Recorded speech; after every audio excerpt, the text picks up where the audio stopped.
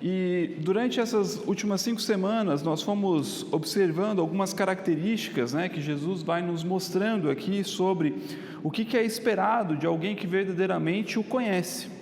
Nós cremos que a nossa salvação ela não é mediante aquilo que fazemos, não são por obras, não é por uma atitude que eu possa ter, mas é mediante ao sacrifício de Cristo que nos comprou, porque se dependêssemos das nossas obras, todos nós falharíamos.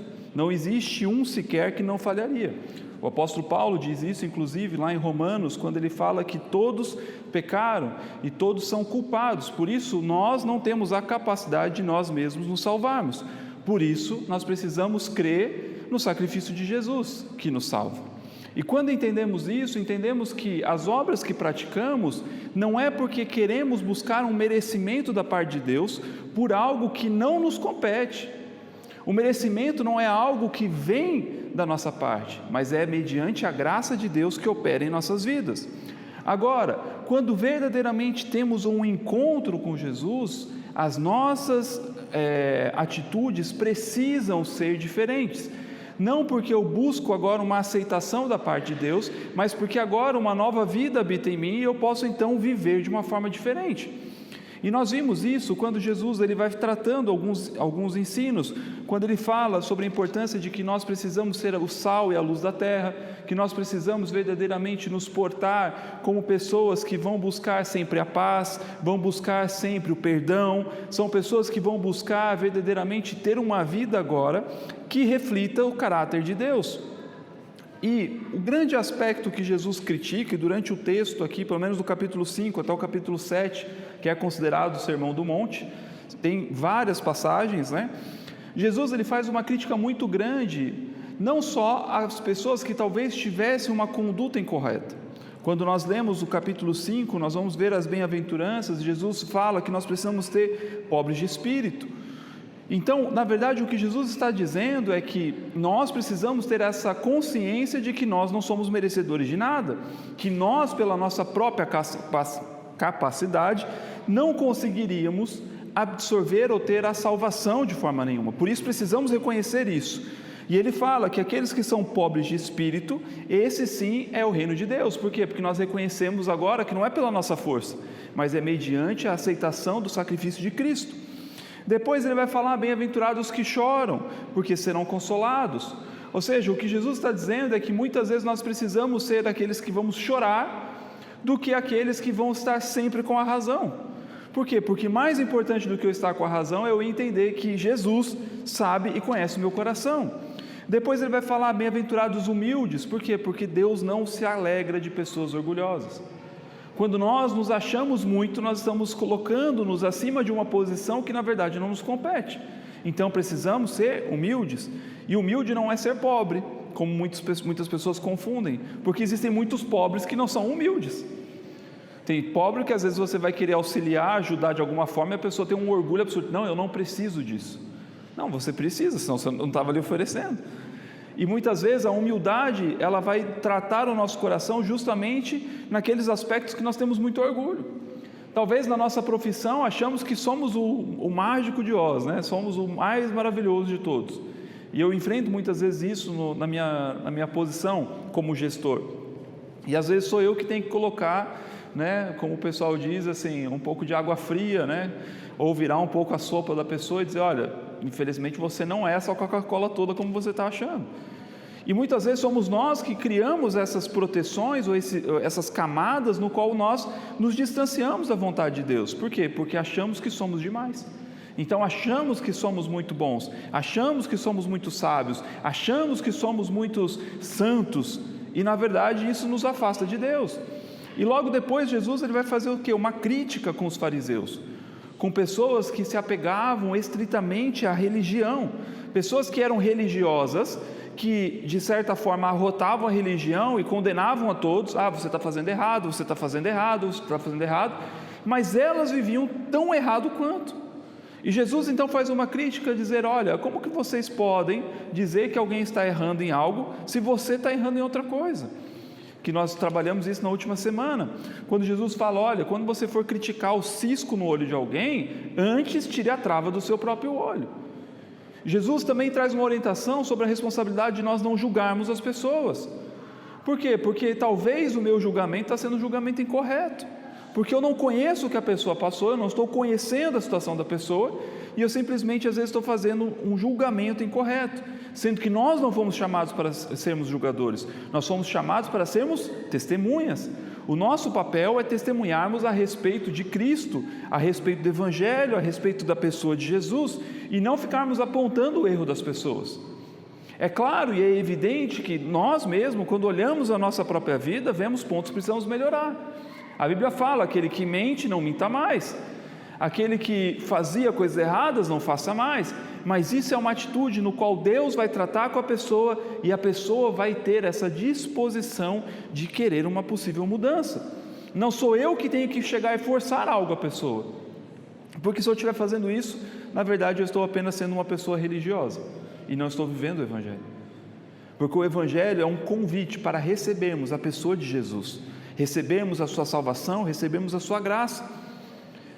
E quando Jesus ele trabalha esses aspectos, ele traz também a responsabilidade. Aqui eu estou fazendo só um resumo de tudo que a gente tratou nas últimas semanas, para estar fresco, para a gente fazer o encerramento. Ele vai trazer a perspectiva de que muitas vezes, onde está o nosso coração?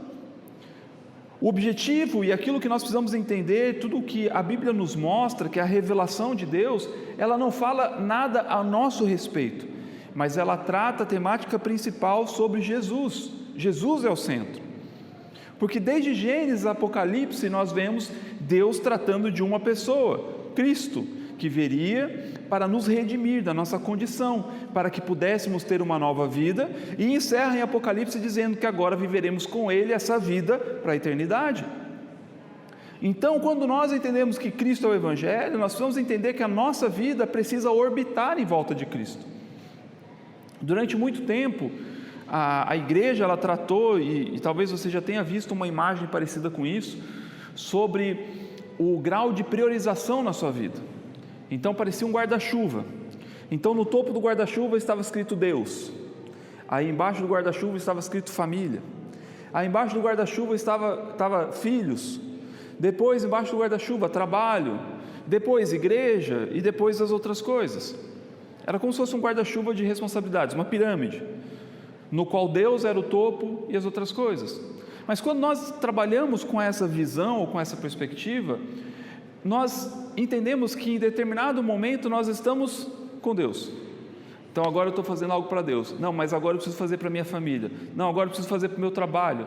Não, agora eu preciso cuidar dos meus filhos. Não, agora eu preciso correr na igreja. Agora eu preciso ajudar numa assistência social. Agora eu preciso fazer um serviço diferente. E é como se eu estivesse me dividindo em várias partes, e no final do tempo da minha vida, eu não consigo fazer nada. Eu não sei se você já teve aquela possibilidade de fazer muitas coisas ao mesmo tempo. E é possível? É, tudo meia boca, tudo pela metade. Agora, quando você se foca em algo principal, você faz aquilo muito bem feito.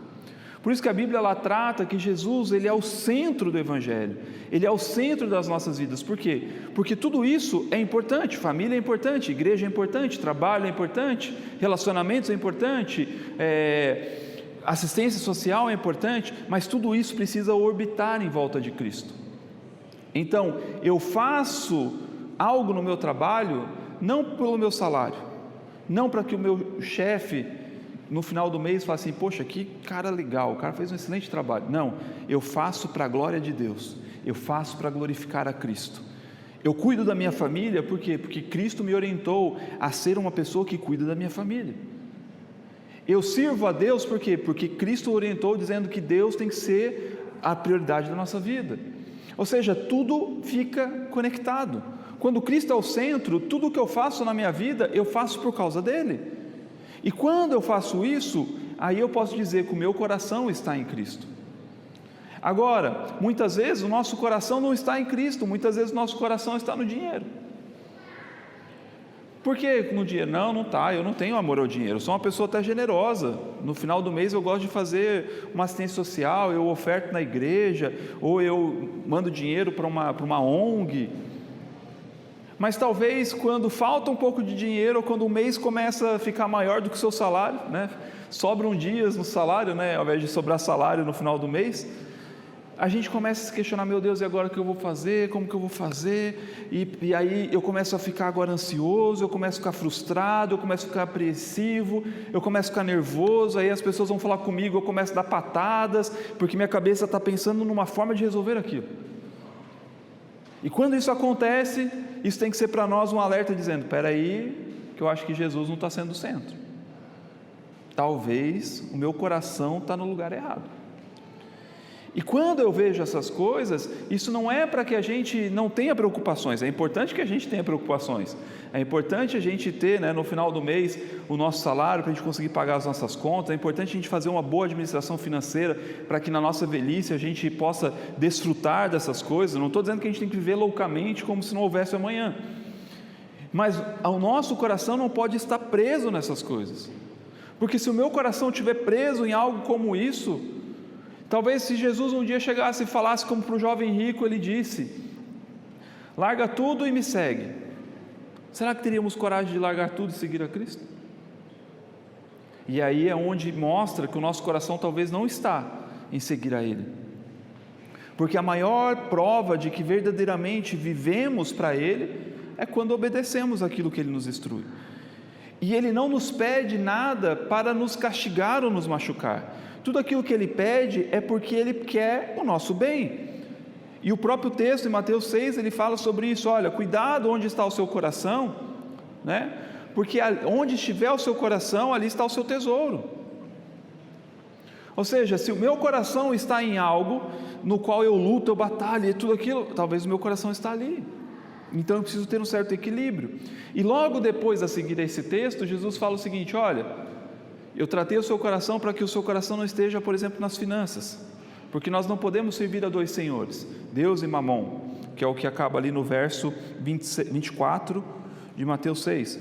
Logo a seguir ele começa a falar o seguinte, olha, você já viu os pássaros, você já viu ele plantando para eles se alimentarem? Você já viu os lírios do campo tecendo roupas para se vestir? E ele até faz uma comparação, ele fala, olha, nem Salomão, no seu topo de glória, considerado um dos maiores reis de Israel, onde tinha muito dinheiro, muitas riquezas, um homem extremamente sábio, porque vários povos visitavam Salomão para ouvir da sua sabedoria e davam muito dinheiro, foi um tempo muito próspero da nação, e ele fala, nem Salomão, com toda essa riqueza, se vestiu tão belamente como os lírios do campo.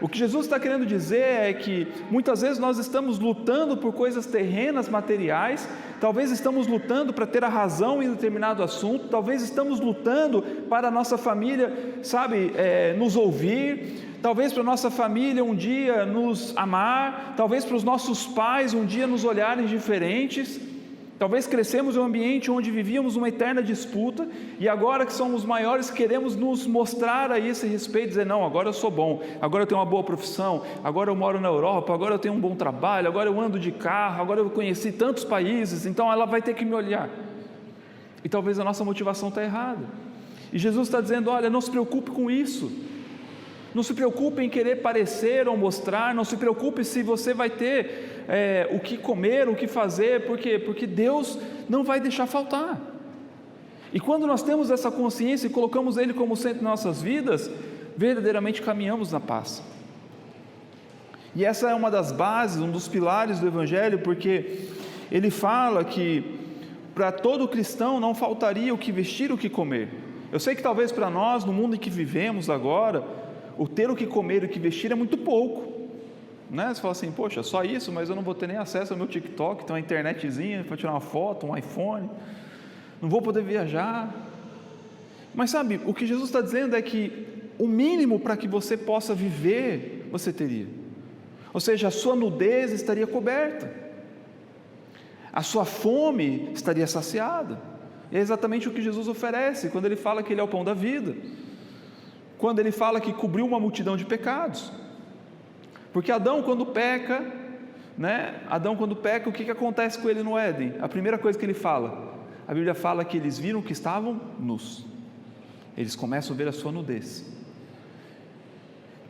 e Jesus então ele fala, não se preocupe, porque haverá pão e haverá o que se vestir.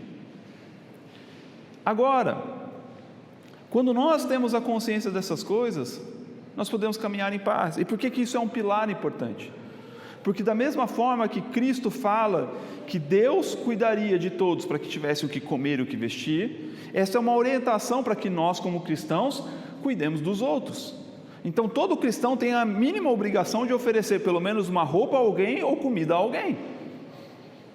Nós não somos obrigados talvez a oferecer uma casa, não somos obrigados a oferecer um carro, mas se alguém nos pedir uma comida, temos que oferecer. Se alguém pedir uma roupa, temos que oferecer. Por quê? Porque é o cuidado de Deus para as pessoas, é o que Deus prometeu que teria. Então se nós temos, nós podemos oferecer a outros. E tudo isso, Jesus então vai trabalhando esse texto, até que a gente chega então agora na parte final, que vamos encerrar, no qual ele trata, basicamente, são 3 comparativos que ele usa. E o primeiro comparativo está lá em Mateus capítulo 7, verso 13, no qual ele vai dizer: entre pela porta estreita, pois larga é a porta e amplo o caminho que leva à perdição, e são muitos que entram por ela. Como é estreita a porta e apertado o caminho que leva à vida, são poucos as que encontram. Vamos continuar lendo. Verso 15: cuidado com os falsos profetas, eles vêm a vocês vestidos de pele de ovelhas, mas por dentro são lobos devoradores. Vocês os reconhecerão por seus frutos. Pode alguém colher uva de um espinheiro, ou figos de ervas daninhas? Semelhantemente, toda árvore boa dá frutos bons, mas a árvore ruim dá frutos ruins. A árvore boa não pode dar frutos ruins, nem a árvore ruim pode dar frutos bons. Toda árvore que não produz bons frutos é cortada e lançada ao fogo. Assim, pelos seus frutos, vocês os reconhecerão. Nem todo aquele que me diz Senhor, Senhor entrará no reino dos céus, mas apenas aquele que faz a vontade de meu Pai que está nos céus. Muitos me dirão naquele dia: Senhor, Senhor, não profetizamos em teu nome? Em teu nome não expulsamos demônios, não realizamos muitos milagres? Então eu lhes direi claramente: nunca os conheci. Afastem-se de mim, vocês que praticam o mal. E aí o último texto para a gente encerrar, verso 24: portanto, quem ouve estas minhas palavras e as pratica é como um homem prudente que construiu a sua casa sobre a rocha. Caiu a chuva, transbordaram os rios, sopraram os ventos e deram contra aquela casa, e ela não caiu, porque tinha seus alicerces na rocha. Mas quem ouve estas minhas palavras e as não pratica é como um insensato que construiu a sua casa sobre a areia. Caiu a chuva, transbordaram os rios, sopraram os ventos e deram contra aquela casa, e ela caiu, e foi grande a sua queda. Quando Jesus acabou de dizer essas coisas, as multidões estavam maravilhadas com o seu ensino, porque ele as ensinava como quem tem autoridade e não como os mestres da lei. Olha que interessante esse texto.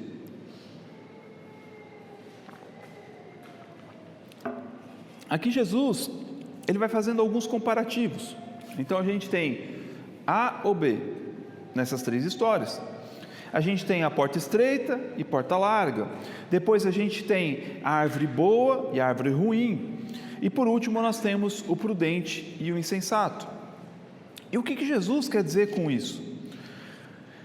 Precisamos entender todo o contexto que foi apresentado desde o capítulo 5 até aqui.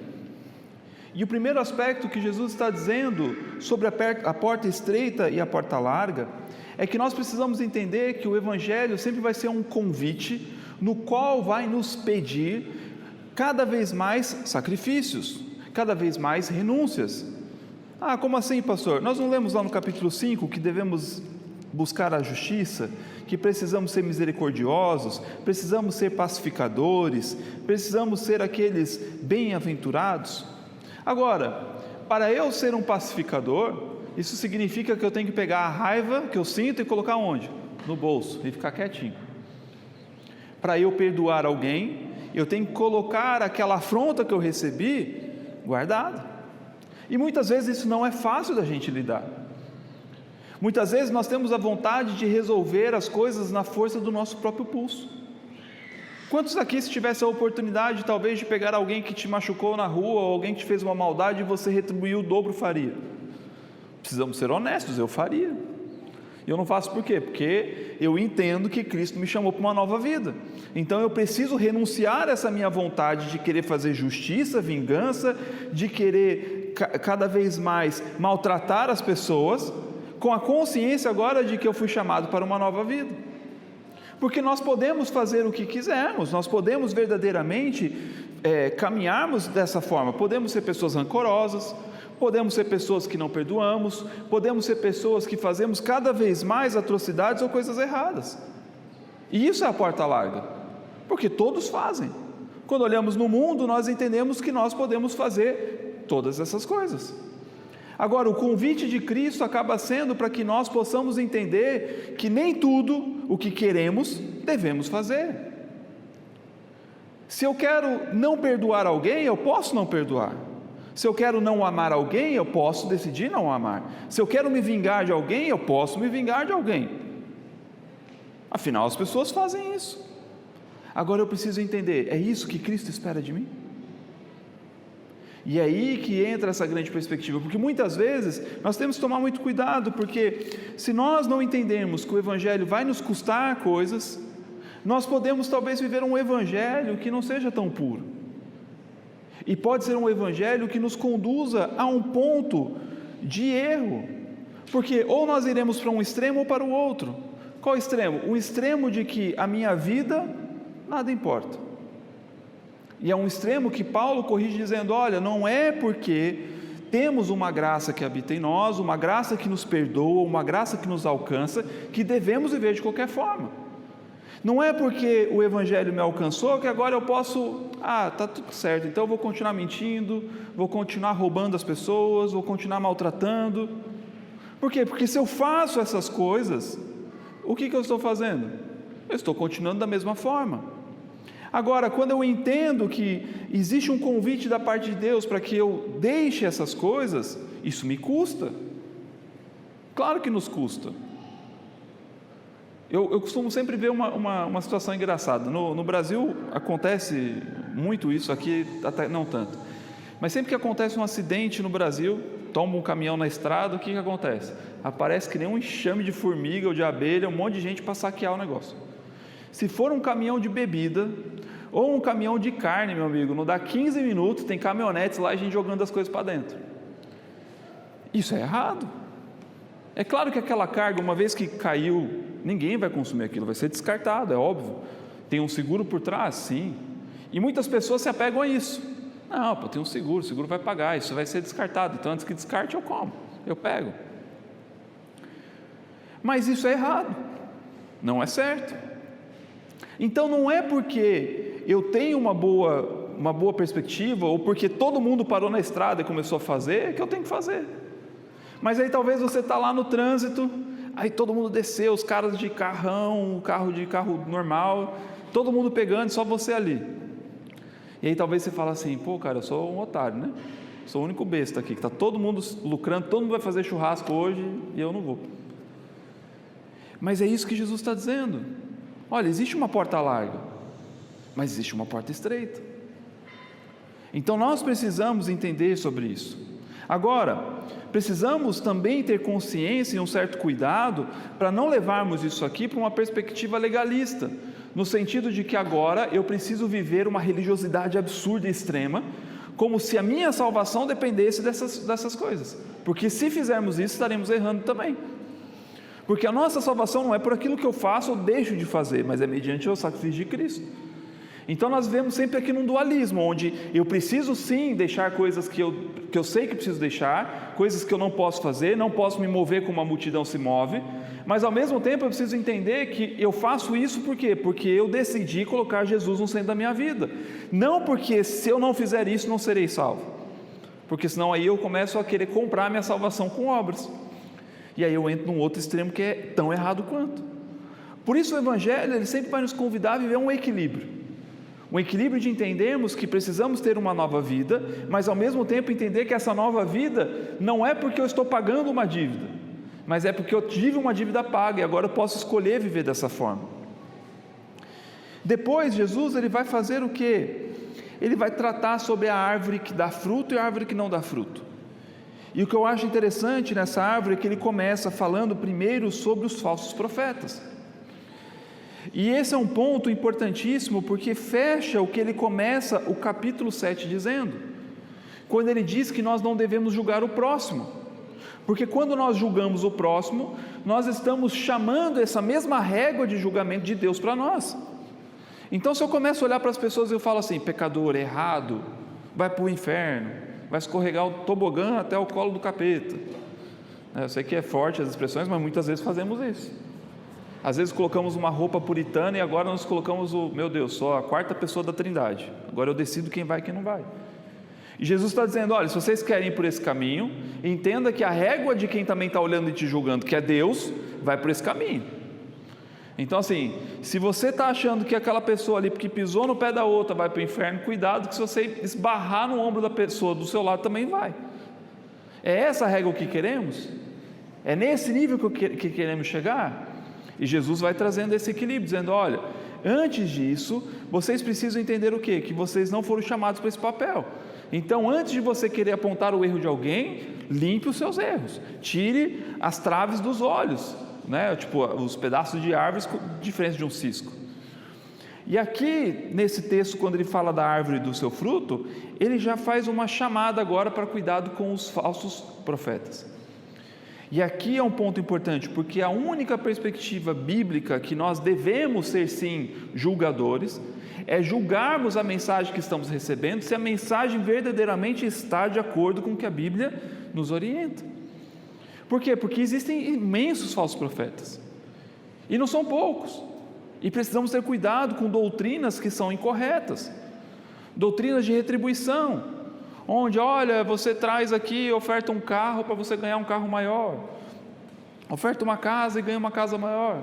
Pode acontecer de você receber? Pode, assim como você pode apostar que a Argentina vai perder amanhã, hoje, e a Argentina perder, mas pode ser que a Argentina ganhe e você perca, e pode ser que você tenha dado um carro e você não ganhe nada, é uma sorte.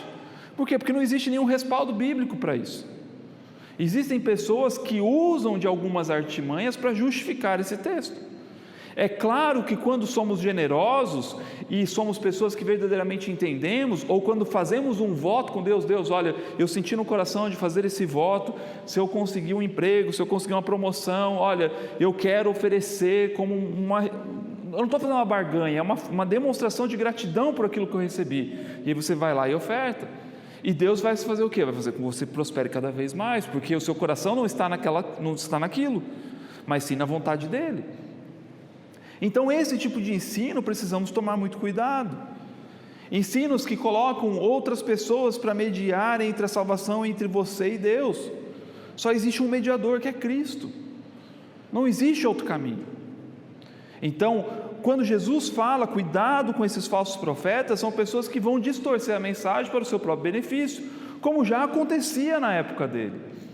Os fariseus, que eram as figuras mais importantes religiosas, e muitas vezes a gente usa o termo pejorativo fariseu, mas o fariseu era como se fosse as figuras mais importantes religiosamente falando da época, pessoas que eram doutas, pessoas que eram estudiosas, pessoas que tinham formações teológicas, pessoas que estudavam desde pequeno para ser realmente um representante de Deus.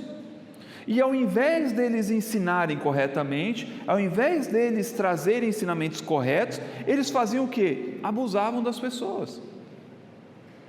Um texto clássico que muitas pessoas até usam na parte de ofertas é quando Jesus está no templo e ele começa a ver as pessoas que estão levando os recursos financeiros até o ofertório. E de repente a Bíblia fala que tem uma viúva que ela vai até o templo e ela oferta 2 moedas que ela tinha. E Jesus fala, olha, ele fala para os seus discípulos, olha, de todos aqui, quem deu a maior oferta foi essa viúva, porque ela deu tudo o que ela tinha. E aqui eu poderia fazer uma linda mensagem para você, o seguinte, olha, oferte tudo o que você tem, essa é a oferta que Deus espera de você. Não é isso. E com certeza já deve ter ouvido alguma vez isso na sua vida, mas isso é uma distorção do que o texto quer dizer. O que Jesus estava dizendo nesse texto, na verdade, era uma crítica aos fariseus.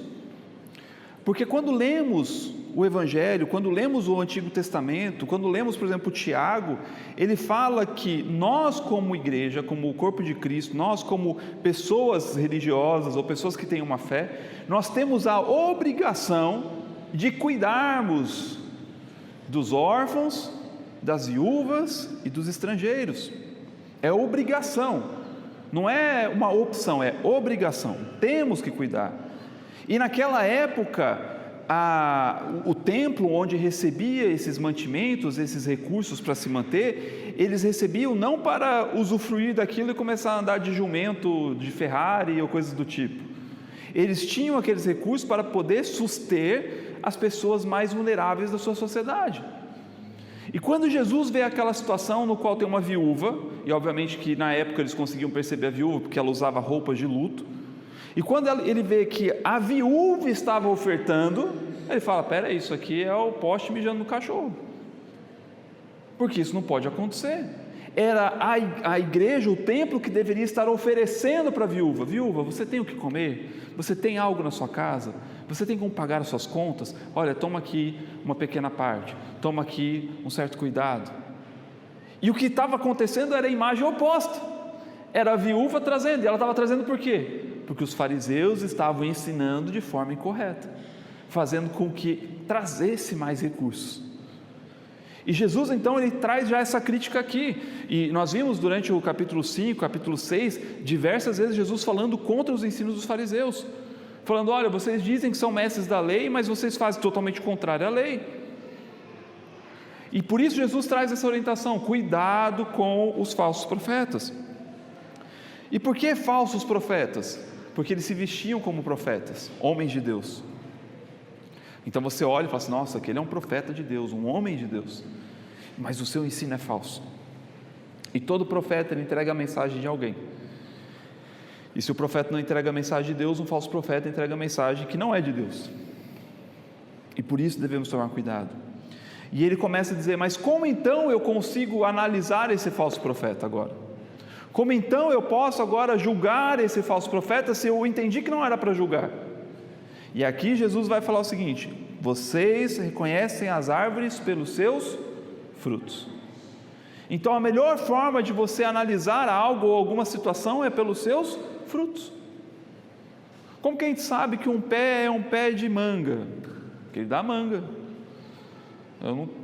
Se olhar um pé, sei lá, tem uma jaca lá, falar: um pé de manga. Não é. Por quê? Porque os frutos não refletem. Então nós precisamos entender que o ensino, quando ele é passado, os seus frutos precisam falar a respeito disso. E quando a árvore é uma árvore boa, ela vai produzir bons frutos. E aqui a árvore pode ser tanto o ensino quanto a nossa vida. Se nós estamos produzindo bons frutos, se as pessoas olham para nós e começam a dizer: não, poxa, aquele cara é um cara honesto, poxa, aquela pessoa é uma pessoa que sempre está em paz, é uma pessoa amorosa, bondosa, longânima, perdoa, isso são bons frutos. Então nós vamos entendendo que a nossa árvore está sendo uma árvore boa. Agora, quando as pessoas olham para nós e falam assim: nossa, aquela pessoa lá é crente mesmo, meu amigo, só faz tudo errado, aquela pessoa só mente, só maltrata as pessoas. Aí chega na igreja lá, está lá: meu Deus, que bom. Aí segunda-feira toma maltratar o povo, toma xingar os outros, toma fazer fofoca. Isso são maus frutos. Então o que Jesus está dizendo para nós é: olha, agora que vocês escolheram entre um bom caminho e um caminho errado, que entendem que vocês precisam subjugar as suas vontades e produzir bons frutos, agora as pessoas vão conhecer vocês pelos seus frutos. Jesus mais para frente, ele vai falando em Mateus, ele fala para os seus discípulos: olha, as pessoas vão conhecer vocês porque vocês vão andar em amor. E quantas vezes hoje nós vemos a igreja de uma forma geral, a igreja cristã, sendo conhecida como uma igreja que na verdade todo mundo quer passar longe, porque dentro da igreja as pessoas não amam umas às outras, não cuidam umas das outras, não se preocupam umas com as outras. Às vezes a gente entra aqui, a gente não sabe como a pessoa entrou, se ela está bem, se está mal, a gente não sabe se a pessoa tem o que comer, se tem o que vestir, a gente não sabe se a pessoa daqui vai sair para o lado de uma ponte, Deus o livre. Por quê? Porque estamos preocupados muito mais no nosso ego, no que eu quero. Eu não venho mais para prestar culto a Deus e me relacionar com as pessoas. Eu venho para me sentir bem, para eu sair daqui na segunda-feira e falar: não, eu fiz a minha obrigação de domingo, check. E a minha vida continua a mesma. Então Jesus está dizendo: olha, analisa os seus frutos, olhe primeiro para si, mas você também consegue olhar para os outros, porque se os frutos das pessoas mostrarem, vão mostrar quem verdadeiramente elas são. Então, se verdadeiramente caminhamos naquilo que cremos, os frutos falarão por si. E quando Jesus continua dizendo, ele vai dizendo o seguinte: olha, e por que é importante a gente frutificar? Porque Deus não está interessado na nossa aparência. Deus não quer que nós sejamos fariseus, por fora uma capa de religiosidade, somos maravilhosos, lindos, perfeitos, imaculados, e por dentro estamos todos podres, frutos ruins. Pelo contrário, Deus tem interesse que talvez por fora nós não estejamos lindos, mas o nosso fruto seja um bom fruto. Quantos aqui já comeram, por exemplo, goiaba ou jabuticaba? É uns pés feios, não é não? Acerola, é uns pés que às vezes você vai colocar a mão, você até pode se cortar. Acerola, principalmente, eu sei porque eu tinha quando era criança um pé gigante de acerola, mas era maravilhoso. E o que Jesus quer de nós é exatamente isso. Ele quer de nós uma vida transparente, uma vida que realmente demonstre quem nós somos, e não uma vida de aparências. Porque Jesus, ele fala que a árvore que dá bom fruto, o que ele faz? Ele poda para que ela possa crescer e dar mais frutos. Ou seja, o que a Bíblia está dizendo? Que se nós damos frutos, Jesus vai continuar nos podando, nos corrigindo, nos ajustando, para que a gente possa crescer cada vez mais e produzir mais frutos. Mas se nós não produzirmos bons frutos, e aqui é Jesus falando, não sou eu, o que acontece com a árvore? Ela é cortada e lançada ao fogo. Ela realmente vai ser consumida. Agora, por que Jesus traz esse alerta? Porque logo a seguir ele vai falar sobre duas classes de pessoas. Pessoas que agora chegam diante dele no céu e falam: Jesus, finalmente estou aqui. E Jesus fala assim: quem é você? Espera aí, Jesus, eu curei enfermos no teu nome, expulsei demônios, eu falava de você. E Jesus vai falar assim: nem te conheço. O que Jesus está querendo dizer aqui nessa mensagem, apesar de ser muito dura? Ele até fala: nunca os conheci, afastem-se de mim, vocês que praticam o mal. O que Jesus está dizendo dessas pessoas, são essas pessoas que não produzem bons frutos. São pessoas que têm por fora uma estrutura maravilhosa de uma árvore, mas os seus frutos são podres, são ruins. E essas pessoas, Jesus está dizendo, não adianta depois você chegar e falar: não, mas espera aí, Jesus, eu caminhei, eu fiz, eu aconteci, eu fiz as tuas obras. E Jesus fala assim: não te conheço, porque não é pelas obras, é pelo relacionamento com Ele. O que Jesus está querendo nos dizer é que a nossa vida cristã, a nossa jornada de fé, não pode se resumir a apenas práticas religiosas, não pode ser apenas em eu frequentar uma igreja no domingo. A minha vida precisa ser um relacionamento com Ele diário. Eu preciso desejar conhecer cada vez mais a Jesus, porque quanto mais eu conheço Ele, mais eu me pareço com Ele, e quanto mais eu pareço com Ele, mais eu produzo bons frutos, e quanto mais bons frutos eu produzo, mais Ele consegue me ajustar para que eu possa continuar crescendo e me desenvolvendo. O que Jesus estava querendo dizer aqui, de uma forma quase transparente para todos, é dizendo o seguinte: olha, não sejam como esses fariseus, que dizem ser os doutores da lei, que dizem conhecerem todas as coisas, que dizem serem os defensores da justiça, da moral e de tudo, e que apontam o erro das pessoas, e por dentro estão podres. Se eles tivessem o cuidado de primeiro tirar a trave dos próprios olhos, primeiro olhar para si mesmo, corrigir os seus erros e buscar a salvação em Cristo, aí sim encontrariam perdão. O que Jesus está querendo dizer aqui é: sejam pobres de espírito, ou seja, reconheçam que vocês precisam da minha graça, do meu favor, e caminhem nessa vida, porque não adianta depois a gente chegar e falar o seguinte: Jesus, mas eu conheci você, e Ele vai falar: nunca te conheci, porque você nunca se relacionou comigo, você só queria me ver nos domingos, e isso quando queria, porque às vezes a gente vinha só pela amizade. Então Jesus, Ele nos traz essa chamada de atenção, de responsabilidade, de que precisamos verdadeiramente viver o que Ele nos oferece, porque quando decidimos viver isso, aí sim começamos a produzir bons frutos, não porque queremos parecer uma árvore bonita, mas porque queremos nos parecer com Cristo.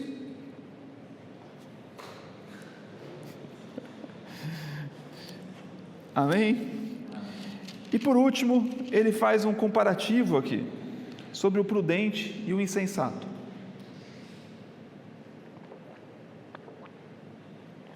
E esse é um dos textos que eu mais gosto, para ser honesto, porque ele traz duas perspectivas aqui muito interessantes.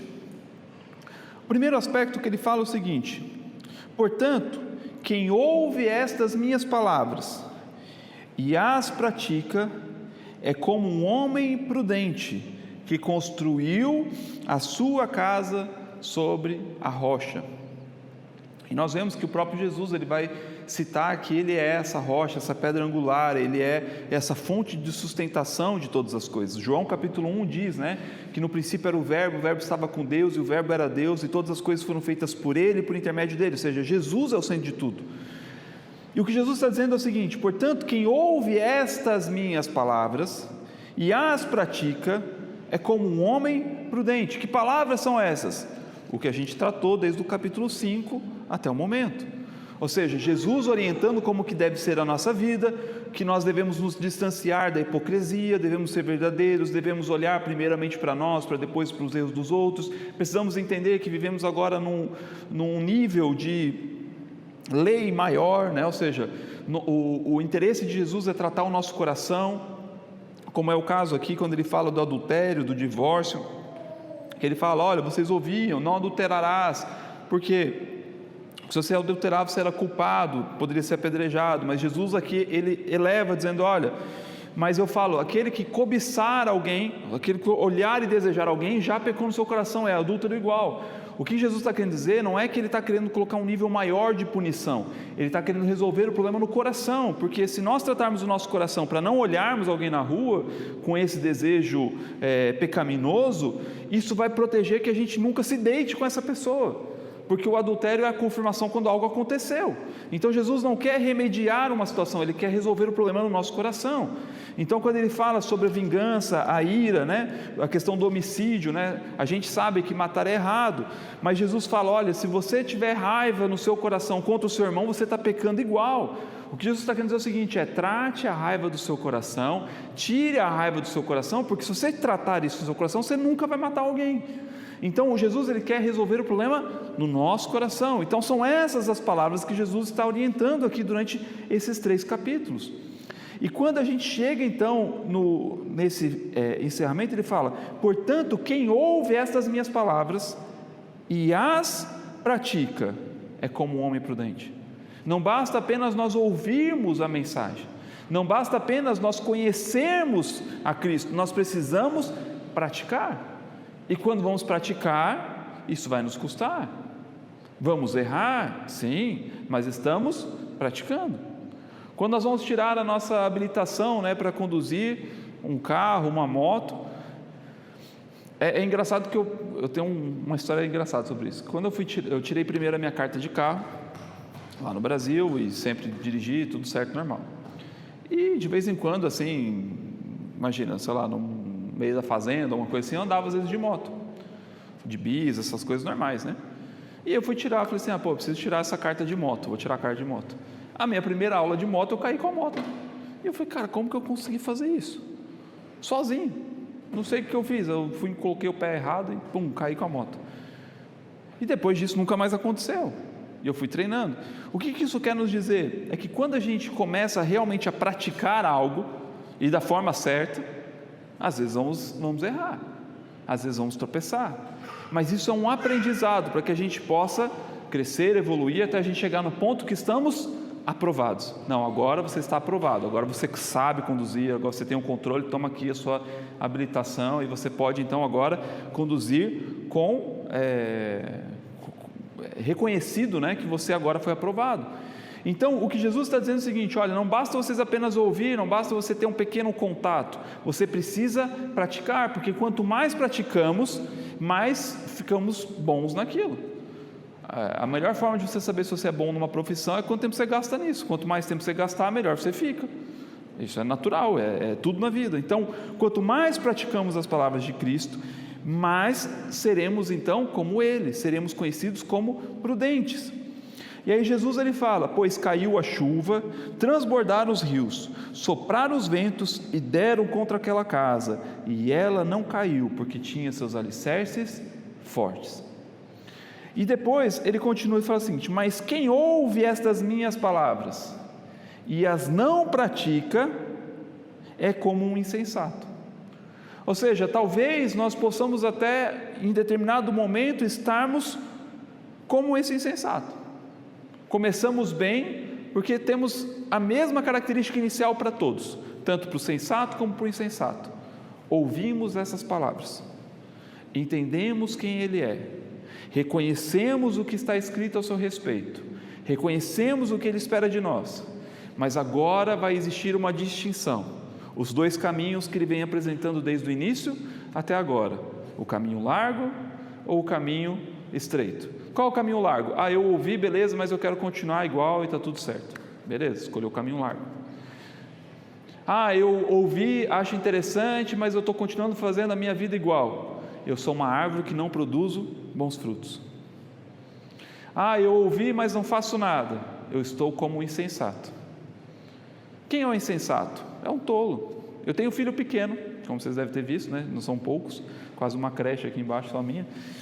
Mas uma das coisas que é engraçado, e aconteceu essa semana, o meu filho maior, o Henrique, ele já come com talheres de adulto, uma faca, garfo normal, a gente já está treinando ele nesse sentido. Desde quando ele fez 6 anos a gente faz isso. E a gente sempre fala para ele assim: Henrique, cuidado com a faca corta, Henrique, a faca corta, Henrique, pousa a faca, Henrique, não sei o quê, e inúmeras vezes a gente fala.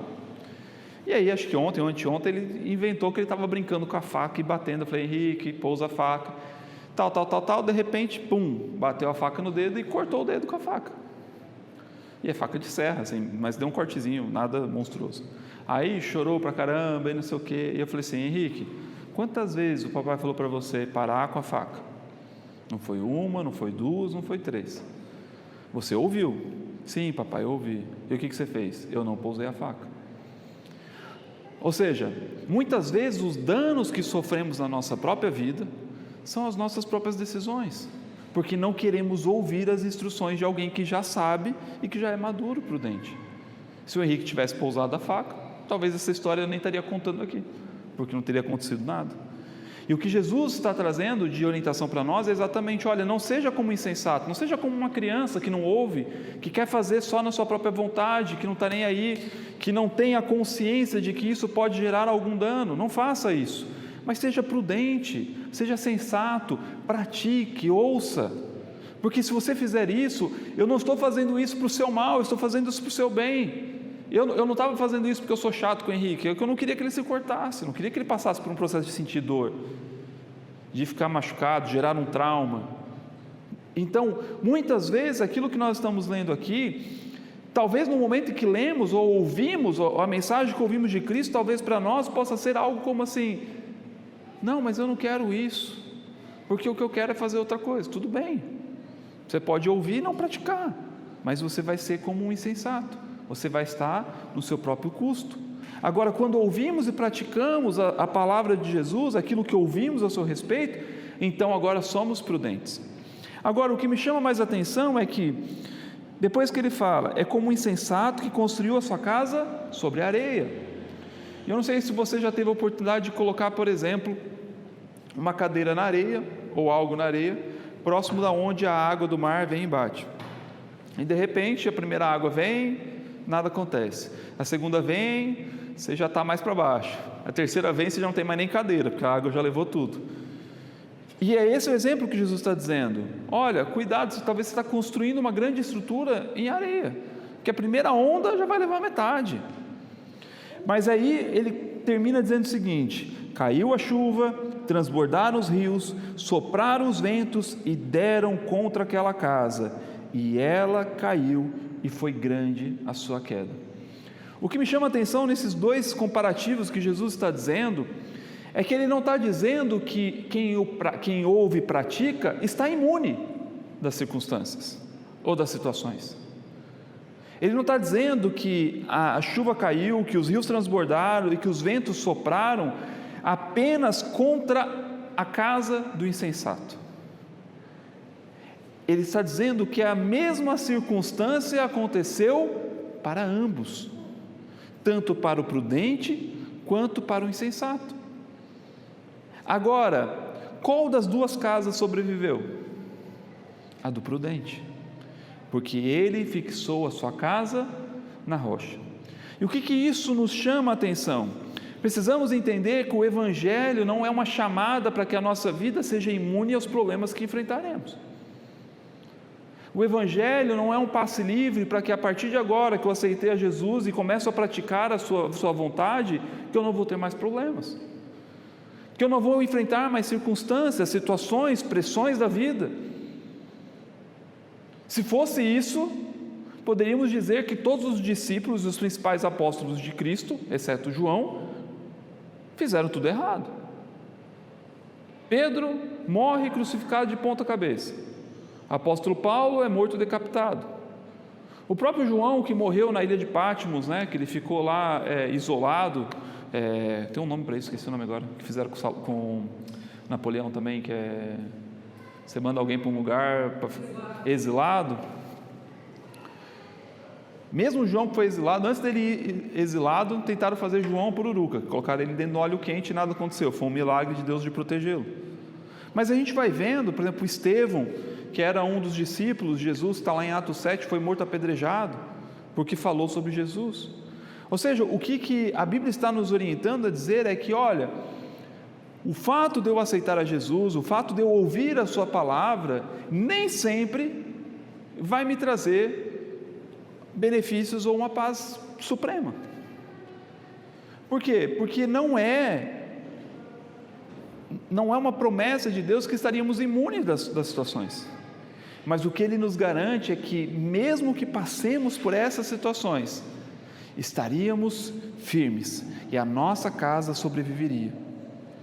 O que Ele está querendo dizer é o seguinte: olha, se você é um homem sensato, se você é um homem que ouve as minhas palavras, homem que eu falo ser humano, que você ouve as minhas palavras e as pratica, pode acontecer tudo, pode cair chuva, pode transbordar rios, pode soprar os ventos, pode acontecer o que for, mas você estará firme, alicerçado na rocha. O que Jesus está dizendo é o seguinte: mesmo que todas as circunstâncias apareçam na terra, mesmo que talvez você seja perseguido, criticado, mesmo que talvez você seja incompreensível, não seja compreensível pelas pessoas, talvez você seja perseguido e até morto por minha causa, mas tenha plena confiança de que você estará salvo, firme, protegido, porque a sua casa não irá ruir, pelo contrário, ela vai estar firme. Agora, se nós apenas ouvimos essas palavras e não praticamos, quando a chuva cai, transborda os rios ou sopra os ventos, a nossa casa entra em ruína e perdemos completamente toda a nossa estrutura. Por isso, infelizmente ou felizmente, às vezes eu passo por alguns processos, principalmente de fim de vida. Eu já fiz algumas cerimônias de fúnebres, E é muito engraçado quando você vê alguém que a família ou a pessoa tem uma fé, realmente uma pessoa que tentava viver uma vida plena em Deus, produzia bons frutos, de pessoas que não tinham. Eu lembro de uma situação de um menino, na altura ele deveria ter, se não me engano, uns 16 anos. E a mãe dele trabalhava na casa da minha sogra, fazia limpezas e tudo. E esse menino de 16 anos, desde os 14, estava envolvido com tráfico de drogas. E quando ele estava com 15 para 16 anos, ele começou já a trabalhar mesmo, vou dizer trabalhar, né? Mas enfim, a estar nesse mundo, né? E eu lembro que com 16 anos, de repente o menino desapareceu. 3 dias depois encontraram o menino no IML, porque ninguém tinha documento, estava como indigente, encontraram o menino lá, e ele tinha sido alvejado com, uns 11 disparos. E cara, eu como pai hoje, na altura eu não era pai e já me senti super mal. Imagina um pai perder um filho nessa situação.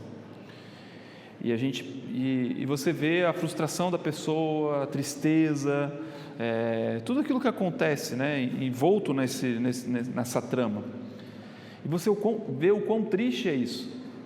Ou seja, a morte chegou, e a morte não tem remédio, né? A única certeza que temos na vida é a morte. Claro, cremos, né, que também haverá um momento onde nós que cremos em Jesus podemos não desfrutar da morte e temos o nosso corpo transformado pela glória de Deus, como a Bíblia nos orienta a isso. Mas se isso não acontecer na nossa geração, a certeza que temos é a morte. E você vê que a morte ali, apesar de não sermos seres preparados para a morte, que sofremos e toda vez que perdemos alguém, desde um animal de estimação até mesmo um ente querido, nos custa muito, porque não fomos criados para isso, fomos criados para a eternidade. A morte é resultado do erro humano, do pecado humano. Mas uma morte desse jeito é muito cruel, é muito ruim. E você vê que a pessoa fica afetada por aquilo. E é completamente contrário quando você pega talvez uma pessoa de 80 e tantos anos, que a vida inteira produziu bons frutos, né? Nesse menino, o velório e o enterro dele tinha quase ninguém. Por quê? Porque não era uma boa pessoa, era um menino que foi insensato, não soube fazer boas escolhas da sua vida, por N razões, por N motivos. E aí você pega um outro oposto, por exemplo, de alguém com 80, 85, 89 anos, que viveu uma vida boa, que chegou no topo já pela idade, e é natural, as pessoas falecem, é claro, é um momento de dor, tristeza, mas você chega nesse ambiente de velório, você vê que as pessoas falam, não, ele era uma excelente pessoa, poxa, ele produziu tantas coisas, poxa, o mundo perde hoje uma pessoa. O legado que essa pessoa deixa, a memória que essa pessoa deixa. Ou seja, o que eu estou querendo trazer aqui é que a morte chega para os dois. A morte é algo que não temos controle.